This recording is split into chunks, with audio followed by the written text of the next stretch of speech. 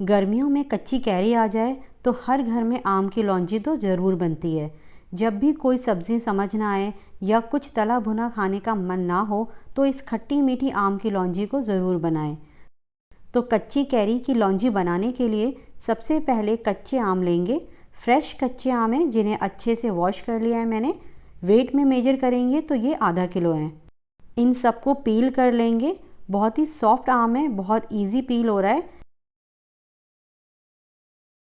इस तरह पील करने के बाद अब इन्हें कट करके इसके बीज निकालकर इन्हें इस तरह लंबा लंबा स्लाइस में कट करेंगे।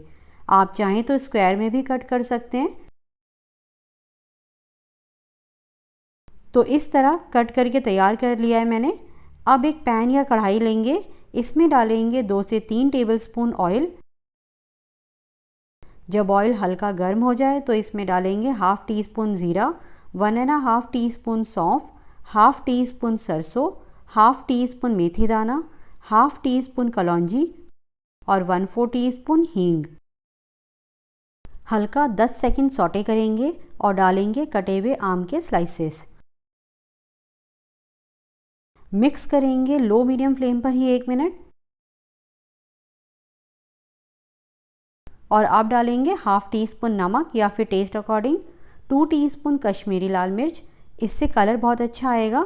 हाफ टी स्पून हल्दी पाउडर, इससे भी कलर बहुत अच्छा आता है तो ज़रूर डालें। और अब डालेंगे हाफ टी स्पून काला नमक। काला नमक ज़रूर डालें, इससे टेस्ट बहुत इनहेंस होता है।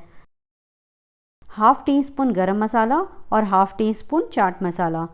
और अब लो फ्लेम पर 1 मिनट अच्छे से मिक्स करेंगे। और अब डालेंगे 1 कप प्लस 1/4 कप पानी। मिक्स करेंगे और ढककर एक बॉयल आने देंगे। तो लौंजी में बॉयल आने लगा है।